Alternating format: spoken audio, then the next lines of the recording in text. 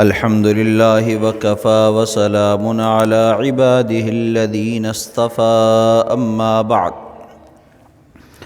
فأعوذ بالله من الشيطان الرجيم بسم الله الرحمن الرحيم يا أيتها النفس المطمئنة ارجعي إلى ربك راضية مرضية فادخلي في عبادي وادخلي جنتي سبحان ربك رب العزة عما يصفون وسلام على المرسلين والحمد لله رب العالمين اللهم صل على سيدنا محمد وعلى آل سيدنا محمد وبارك وسلم اللهم صل على سيدنا محمد وعلى آل سيدنا محمد وبارك وسلم اللهم صل على سيدنا محمد وعلى آل سيدنا محمد وبارك وسلم۔ اللہ تعالیٰ نے خیر اور شر دونوں کو پیدا فرمایا ہے۔ وہ مخلوق کہ جو سراپا خیر ہی خیر ہے، اس میں شر ہے ہی نہیں، وہ فرشتے ہیں، اور وہ مخلوق جس میں سراپا شر ہی شر ہے، خیر نہیں ہے، وہ شیطان ہے اور اس کی اولاد ہے۔ اور وہ مخلوق کہ جس میں اللہ نے خیر اور شر دونوں کو رکھا ہے، وہ حضرت انسان ہے۔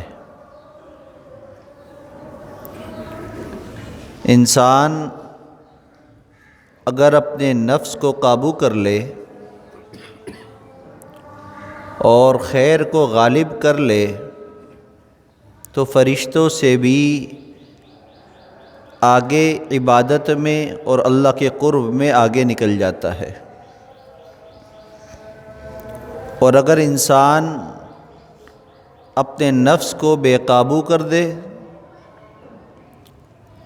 اور شر کا غلبہ ہو جائے تو پھر جانوروں سے، حیوانوں سے بھی بدتر ہو جاتا ہے۔ اولئک کالانعام بل ہم اضل، فرمایا کہ وہ انسان جو بے قابو ہو، جو شر کے اندر ڈوبا ہوا ہو، وہ جانوروں کی طرح ہے، بلکہ جانوروں سے بھی بدتر ہے۔ اللہ تعالیٰ نے ہمیں خیر کو غالب کرنے کا حکم دیا ہے کہ تم اپنے نفس کو قابو کرو اور اپنی زندگی کے اندر خیر کو غالب کرو۔ تو جو انسان جیسے ماحول میں جڑتا ہے، اس پر ویسے ہی اثرات ہوتے ہیں۔ خیر اور شر کیسے انسان پر غالب ہوگا؟ ماحول کے حساب سے۔ جیسے دوست ہوں گے ویسی طبیعت بنے گی، جیسا ارد گرد کا ماحول ہوگا ویسے ہی انسان ڈھلتا چلا جائے گا۔ تو اس لیے ہمیں چاہیے کہ ہم خیر کے غلبے کے لیے اچھے لوگوں سے دوستی بنائیں، ہم اپنے اندر خیر کے غلبے کے لیے اچھی محفلوں کا انعقاد کریں اور اس کے اندر اپنے آپ کو جوڑ کر رکھیں۔ انسان جس ماحول میں جڑتا ہے اسی ماحول کا عادی بنتا چلا جاتا ہے۔ بعض مرتبہ انسان پر یہ سوچ غالب آ جاتی ہے کہ نہیں، میں تو اپنے آپ کو قابو کر سکتا ہوں، لہذا مجھے کوئی فرق نہیں پڑتا، اور یہ سوچ کر پھر وہ ہر طرح کی محفل میں چلا جاتا ہے، ہر طرح کے لوگوں میں اٹھنا بیٹھنا شروع کر دیتا ہے، اور یہی سوچ انسان کو دھوکہ دے جاتی ہے۔ اس لیے کہ عقل یہ کہتی ہے، مشاہدہ یہ ہے کہ انسان جہاں بیٹھے گا اسی جگہ کے اثرات بھی لے گا، چاہے یا نہ چاہے وہ اثرات تو آئیں گے۔ مثال کے طور پر بازار چلے جائیں، مختلف دکانیں بنی ہیں، آپ کسی دکان پر بیٹھ جائیں تو اسی دکان پر جو چیزیں بک رہی ہیں یا جو وہاں کا ماحول ہے اسی میں آپ پر اثرات آنا شروع ہو جائیں گے۔ آپ اگر سونار کی دکان پر بیٹھے ہیں تو آپ کی طبیعت میں نفاست آنا شروع ہو جائے گی، صاف ستھرا پن، اچھائی، سونا نظر آ رہا ہے، دکان بڑی چمک رہی ہے، اے سی چل رہا ہے، اور اسی بازار کے اندر بھٹی بھی لگی ہے، اس بھٹی کے پاس جا کر بیٹھ جائیں، روٹی نہیں لینی آپ نے کوئلے نہیں لینے، لیکن آپ کو سیک آنا شروع ہو جائے گی، آپ کی طبیعت کے اندر بھی عجیب سا میلا پن آنا شروع ہو جائے گا، اس لیے کہ اس دکان کے اثرات ہیں، اس کام کے اثرات ہیں۔ تو انسان یہ سوچ رہے کہ نہیں میں تو بڑا مضبوط آدمی ہوں، مجھے کچھ نہیں ہوگا، میں کہیں بھی چلا جاؤں، کہیں بھی بیٹھ جاؤں، کسی کے ساتھ بھی دوستی لگا لوں، کوئی فرق نہیں پڑتا، تو یہ سوچ غلط ہے۔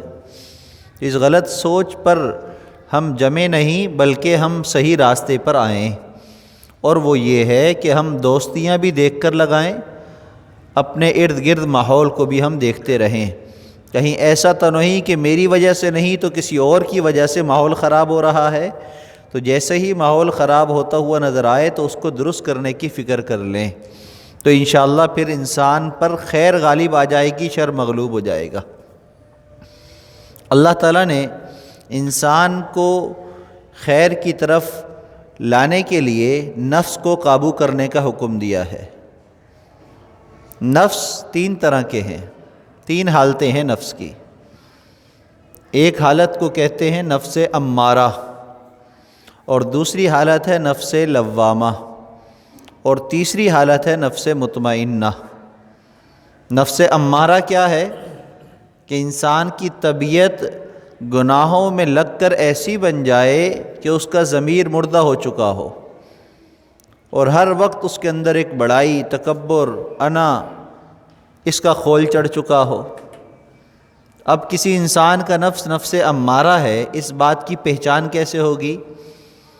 تو فرمایا کہ اس کی حالت دیکھو، اگر اس پر شہوت غالب آتی ہے تو پھر بے قابو ہو جاتا ہے، نہیں دیکھتا کہ کوئی دیکھ رہا ہے کہ یا نہیں دیکھ رہا، اس کو کوئی فرق نہیں پڑتا، کسی کے ماحول سے، کسی کے دیکھنے سے، کسی کے وقت سے کوئی فرق نہیں پڑ رہا اس کو، وہ اپنے کام میں لگا ہوا ہے۔ مثال کے طور پر بازار میں گئے، باہر گھر کے بیٹھے ہوئے ہیں چبوترے پر، جو خاتون جا رہی ہے اس کو دیکھ رہے ہیں، شہوت ہے نا، شہوت بے قابو ہوئی ہے، ہر ایک کو دیکھ رہے ہیں، آنکھوں کی لذت حاصل کر رہے ہیں۔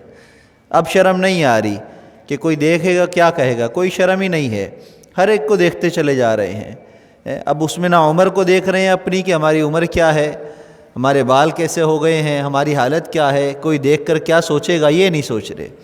تو یہ کیا مطلب ہے؟ نفس امارہ بن چکا ہے، کوئی فرق ہی نہیں پڑ رہا، کوئی کچھ کہے یا نہ کہے، دیکھے یا نہ دیکھے، بس مجھے تو اپنا کام کرنا ہے۔ تو شہوت کا جب غلبہ ہو تو نفس ایسا بے قابو ہو کہ ارد گرد کے ماحول کا کوئی اثر ہی نہ پڑے۔ شادی کی محفل ہے، اب اس کے اندر نوجوان گانوں پر ناچ رہے ہیں، بڑے میاں بھی ناچ رہے ہیں، کوئی فرق نہیں پڑ رہا، یہی نہیں دیکھ رہے کہ میری عمر کیا ہے۔ ہونا تو یہ چاہیے کہ بڑی عمر کے لوگوں کو، نوجوانوں کو سمجھانا چاہیے کہ بھئی ناچنا بری بات ہے، گانے چلانا بری بات ہے، ان کو روکنے کے بجائے خود بھی ان کے ساتھ ملوث ہو کر اپنی ٹیم بنا کر ساتھ بیچ میں ناچنا شروع کر دیا، گانوں پر تبصرے شروع کر دیے کہ فلاں کا یہ گانا ہے، اس کے اسے بول ہیں، فلاں ایسا ہے، گلوکاروں کی باتیں شروع ہو گئی۔ یہ ہے نفس امارہ، کہ جب انسان کا نفس ضمیر مردہ ہو چکا ہوتا ہے تو پھر اس کو نہیں پتہ چلتا کہ اب کیا ہو رہا ہے اور کیا ہونے جا رہا ہے، بس وہ اپنے مگن میں دھن ہوتا ہے، اس میں لگا رہتا ہے۔ اور نفس امارہ کی ایک پہچان یہ ہے کہ جب اس انسان کو غصہ آئے تو غصے کے وقت میں بھپر جائے، غصے کو کنٹرول نہ کر سکے، اور پھر بس ایسی کی تیسی جو بھی ہو جائے، بس اب میں یوں کر دوں گا، اب میں یوں کر دوں گا، اول فول بکنا شروع، گالی گلوچ شروع غصے کے وقت میں، تو سمجھ لیجئے کہ اس بندے کا نفس جو ہے وہ امارہ ہے۔ وہ گناہوں میں ایسا لتھڑ چکا ہے کہ اب ضمیر مردہ ہے کہ اب اس کو پتہ ہی نہیں ہے کہ اب غصے کے وقت میں سنت طریقہ کیا ہے، غصے کے وقت میں غصے کو قابو کرنے کی کیا فضیلت ہے، اس کو یاد ہی نہیں ہے۔ بس اپنے غصے کو نکالنے میں کچھ بھی کرتا چلا جا رہا ہے، نہ مسجد کا تقدس، نہ بازار کا، نہ عورت کا، نہ مرد کا، نہ بڑے کا، نہ چھوٹے کا، بس اپنا غصہ نکالنا ہے۔ اور انا ربکم الاعلی والی کیفیت بن چکی ہے کہ بس میں ہی میں ہوں۔ تو سمجھ لیجئے کہ یہ نفس اس کا نفس امارہ ہے، ضمیر مردہ ہو چکا ہے اور اب اس کو گناہوں کی اچھائی کی کوئی پرواہ نہیں ہے۔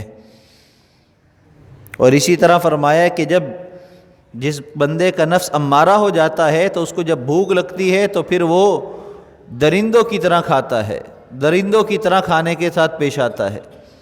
اب اگر یہ بات دیکھی جائے تو ہمارے ہاں شادیوں کے اندر جو بوفے سسٹم ہے اس کے اندر اکثر یہ دیکھنے میں آیا ہے کہ شادی کے موقع پر بھاگ رہے ہوتے ہیں بوفوں کی طرف کھانا نکالنے کے لیے، اور نکالتے ہوئے ایسا نکالتے ہیں کہ یہ نہیں دیکھتے کہ یہ ہماری ضرورت کے مطابق ہی ہے، اس سے زیادہ ہے، بہت سارا نکال لیں گے، ہر چیز نکال لیں گے، کھائیں گے تھوڑا سا۔ ہمارے ذہن میں یہ بات کیوں نہیں رہتی، کیوں نکل جاتی ہے کہ جو دانہ میرے مقدر کا ہے وہ ساتھ والے کے پیٹ میں جا ہی نہیں سکتا، جو کھانا میرے مقدر کا ہے وہ دوسرا کھا ہی نہیں سکتا۔ اس بات کو ہم کیوں بھول جاتے ہیں کہ جب کھانے بیٹھیں تو ایسا لگتا ہے جیسے بس آخری کھانا ہے، جب جو کھانا ہے ابھی کھا لو، اور اتنا کھا لو کہ حلق تک بھر جائے۔ تو یہ نفس امارہ کی علامت ہے۔ جب انسان کا نفس امارہ بن جاتا ہے، ضمیر مردہ ہو چکا ہوتا ہے، تو پھر اس کو بھوک کے وقت میں بس کھانے سے مطلب ہے، حلال ہو حرام ہو، جائز ہو ناجائز ہو، یہ کہاں سے آیا ہے پتہ نہیں، جہاں سے بھی آیا کھا جاؤ۔ جیسے ایک جملہ ہمارے ہاں معروف ہوتا چلا جا رہا ہے کہ رزق کی ناقدری نہ کرو بھائی، گھر پہ اگر کسی نے کھانا بیچ دیا تو کھا لو۔ یہ مولویوں کی اپنی بنائی ہوئی باتیں ہیں، نیاز کا کھانا نہیں کھانا چاہیے، تیجے کا نہیں کھانا چاہیے، یہ نہیں کرنا چاہیے، یہ مولویوں کی باتیں ہیں۔ ایسا نہیں ہے بھائی، مولوی صاحب کو آپ سے کوئی تکلیف نہیں ہے، مولوی صاحب اپنا رزق خود لے کر آئے ہیں اور خود ہی کھا رہے ہیں۔ نہ مولوی صاحب کا آپ کھا سکتے ہیں، نہ آپ کا جو ہے نا مولوی صاحب کھا سکتے ہیں۔ لہذا جو مولوی صاحب بیان کر رہے ہیں ان کا رزق اللہ نے مقرر کیا ہے، لوگوں نے نہیں کیا۔ تو آپ کا رزق بند کرنے سے، آپ کی بریانی بند کرنے سے ان کو کوئی فائدہ نہیں ہوگا کہ آپ کے ہاں کی دیگ بند ہو کر ان کے ہاں پکنا شروع ہو جائے گی، ایسا ممکن نہیں ہے۔ تو اس لیے یہ سوچ بہت غلط ہے، یہ نفس امارہ کی سوچ ہے۔ مولوی بددین، وہ فلاں فلاں، یوں نیکیوں کے اندر برائیاں، نیکوں کی برائیاں تلاش کرنا، یہ نفس امارہ کی ایک پہچان ہے کہ وہ دیکھو بڑا نمازی بنا پھرتا ہے، اس کا عمل تو دیکھو۔ اب اس کی نماز کو تانا دے رہے ہیں، اس کی داڑھی کو نشانہ بنا رہے ہیں، اس کی ٹوپی کو نشانہ بنا رہے ہیں۔ تو جس بندے کی یہ طبیعت ہوتی ہے نا، ہر ایک سے تکلیف ہوتی ہے، ہر ایک کے نیک عمل کو بھی برا کہہ رہا ہوتا ہے، تو یہ سمجھ لیجئے کہ اس کا نفس بڑا خطرناک ہے، نفس امارہ بن چکا ہے کہ اب اس کو کوئی تمیز نہیں ہے کہاں کیا بات کرنی ہے، کون سی کس موقع پر بات کرنی ہے، بس جو منہ میں آ رہا ہے بکے جا رہا ہے۔ تو ایسی طبیعت سے ہمیں اپنے آپ کو بچانا ہے، اپنے نفس کو ہم نے نفس امارہ سے نکالنا ہے۔ دوسرا نفس ہے نفس لوامہ۔ نفس امارہ پر جب محنت کی جاتی ہے، نفس کو قابو کیا جاتا ہے، تو پھر وہ نفس لوامہ بنتا ہے۔ عام طور پر ہم نماز پڑھنے والے مسلمان، مسجد میں آنے جانے والے لوگوں کا جو نفس ہے وہ نفس لوامہ بن جاتا ہے نماز کی برکت سے، ذکر اذکار قرآن کی برکت سے۔ کیا مطلب؟ کہ گناہ ہو جاتا ہے اور کر بھی لیتے ہیں، لیکن بعد میں ندامت بھی ہوتی ہے کہ یار کیوں کر لیا۔ یہ جو کیفیت ہوتی ہے نا انسان کی سوچ کی، یہ ہے نفس لوامہ کہ یار یہ کیوں کر لیا، میں نے نہیں کرنا چاہیے تھا۔ اب بار بار نہ سوچ آ رہی ہے، غلط کام تھا، خواہ کر لیا، خواہ اس شادی میں چلا گیا، وہاں گانے چل رہے تھے، اچھا بھی نہیں لگا، دل کے اوپر ایک عجیب بے چینی آ گئی ہے۔ تو یہ نفس لوامہ کی پہچان ہے کہ انسان گناہ کر لے، چاہے جان بوجھ کر رہا ہے یا اس سے ہو رہا ہے، دونوں صورتوں میں، لیکن اس کو پچھتاوا ہو رہا ہے، فکر لاحق ہو رہی ہے۔ تو اس کا مطلب ہے اس کا نفس امارہ سے نکل کر نفس لوامہ کی طرف آ گیا ہے۔ اب اس کو فکر لگ گئی ہے کہ مجھے گناہوں سے بچنا ہے، مجھے برائیوں سے اپنے آپ کو بچانا ہے، اور اگر ہو جائے تو فوراً اللہ کی طرف رجوع کرنا، اللہ گناہ ہو گیا معاف کر دے، فوراً اللہ کی طرف رجوع کرنا، طریقے تلاش کرنا کہ مولوی صاحب کوئی بتاؤ نا، کفارہ بتاؤ نا، یہ کام ہو گیا کیا کروں میں، کوئی صدقہ دوں کیا کروں۔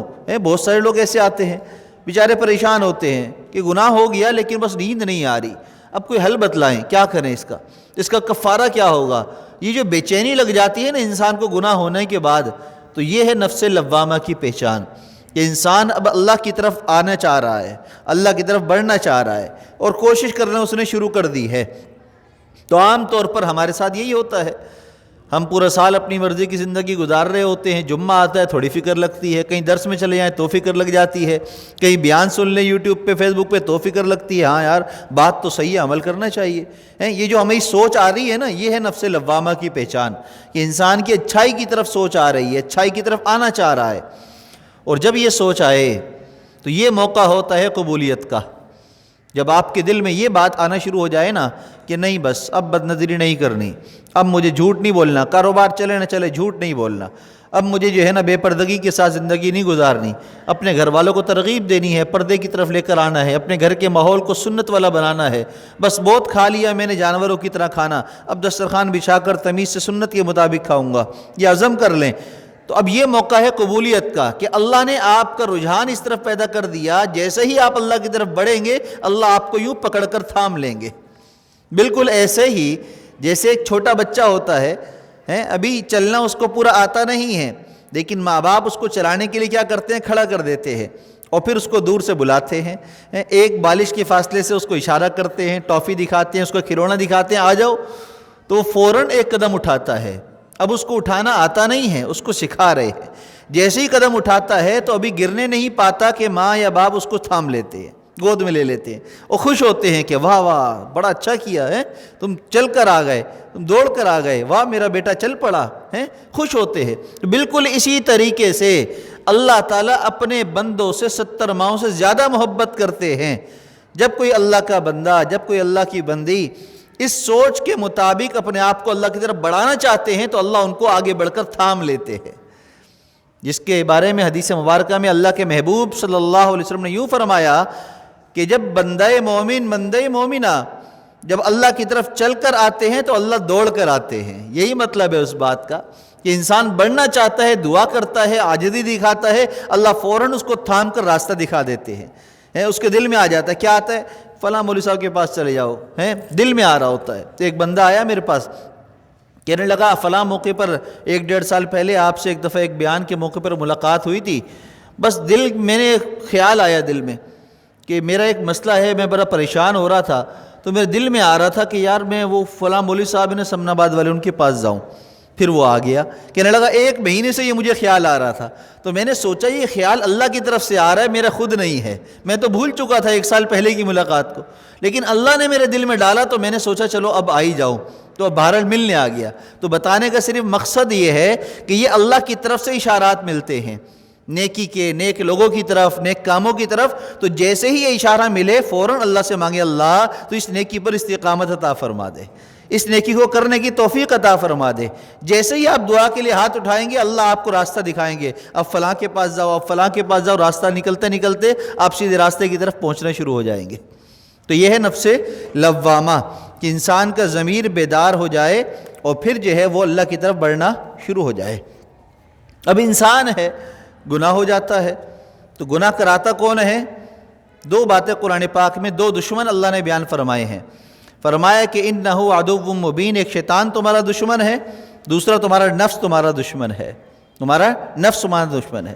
انسان کو یہ 2 چیزیں گناہ کراتی ہیں، شیطان کراتا ہے یا نفس کراتا ہے۔ اب پتہ کیسے چلے گا کہ یہ گناہ شیطان کرا رہا ہے یہ نفس کرا رہا ہے؟ اس کی پہچان کیا ہے یہ بھی سن لیجئے، کہ انسان جو اللہ کی نافرمانی کر بیٹھتا ہے یہ نفسانی خواہش کی وجہ سے ہوئی ہے، یہ شیطانی وسوسے کی وجہ سے ہوئی ہے۔ اس کی پہچان کیا ہے؟ فرمایا کہ اگر تمہارے دل کے اندر کوئی گناہ آیا کہ یہ گناہ کروں میں، چھت کے اوپر کوئی گانے کا پروگرام کریں، کوئی قوالی کا پروگرام کریں، مہندی مائیوں کی آ رہا ہے کہ یہ شادی پہ میں کروں گا، یا فلاں جگہ یار فلم چل رہی ہے دیکھنے چلا جاؤں، اب یہ آ رہی ہے دل میں آ رہا ہے، یہ گناہ آ رہا ہے دل میں۔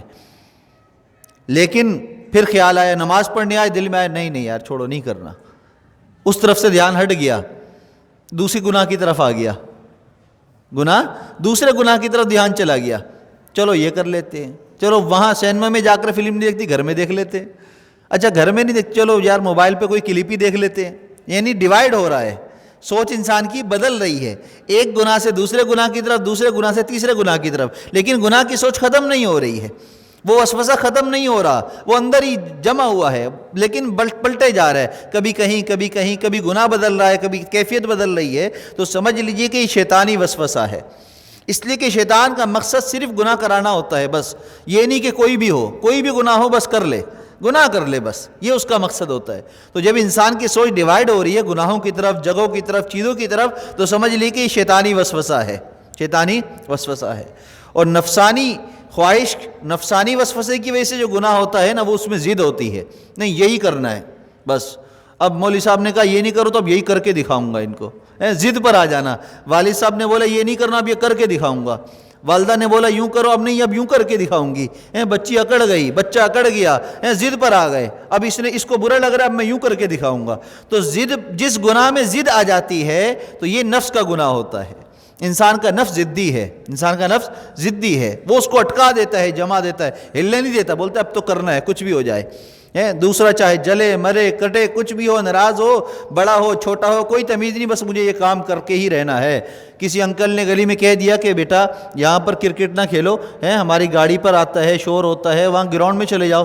اچھا، اب 4 لائٹیں لگا کر رات کو بھی کھیلیں گے، تاکہ وہ انکل کو پتہ چلے کہ اب تو کھیلنا ہی ہے ہمیں، ہماری بھی گلی ہے، ہم بھی یہاں رہتے ہیں۔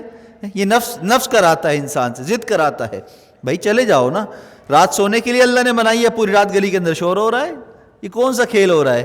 وہ کھیل جس سے بدن کی ورزش ہو اور دوسروں کو تکلیف نہ ہو وہ فائدہ مند ہے اور وہ شریعت میں اجازت ہے، لیکن جس سے بدن کی ورزش تو ہو رہی ہے لیکن دوسروں کو تکلیف ہو رہی ہے تو وہ کھیل نہیں ہے، وہ دوسروں کو ایذا پہنچا رہے ہیں، اور ایذائے مسلم حرام ہے، حرام ہے، حرام ہے۔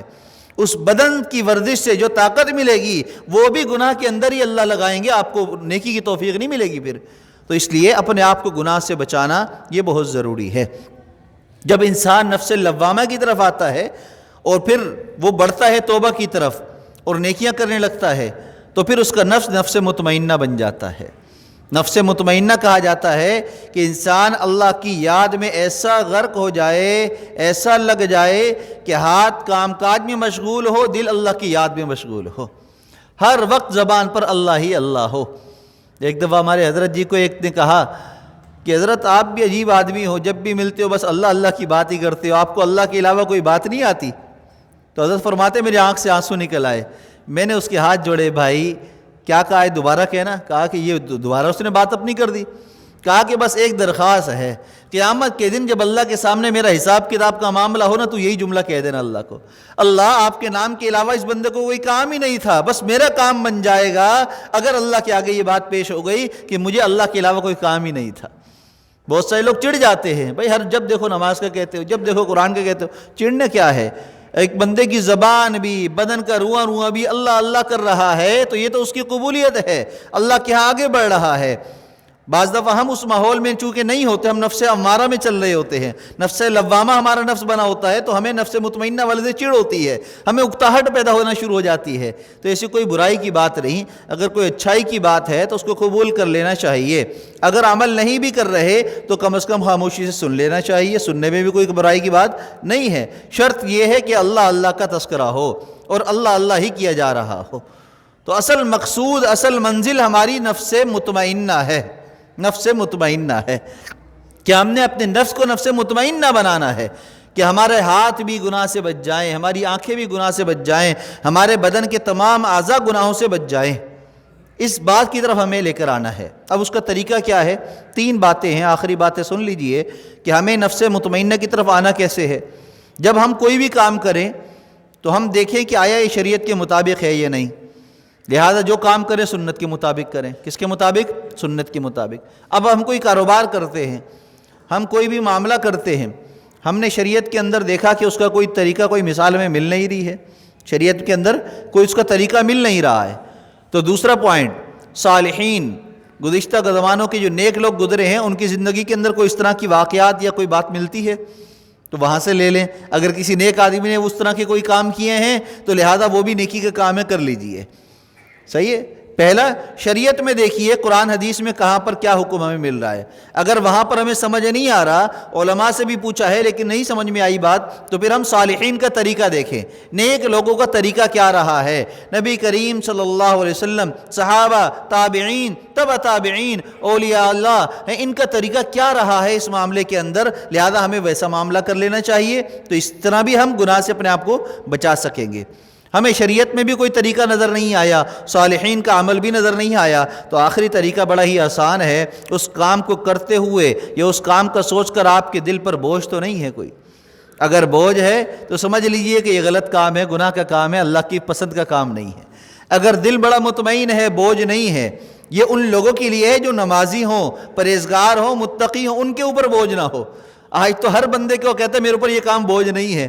بھئی ایک آدمی سگریٹ کا عادی ہے، چرس کا عادی ہے، اس کو کہو کبھی سگریٹ جو ہے نا جب پئیں تو بڑا طبیعت خراب ہوتی ہے، اس کا بڑا گندا اثر پڑتا ہے. کہتا ہے کیا ہو گیا؟ مزہ آتا ہے بھائی، سگریٹ پیے تو مزہ آتا ہے، خود بھی کش لگاتا ہے، دوسرے کو بھی لگاتا ہے.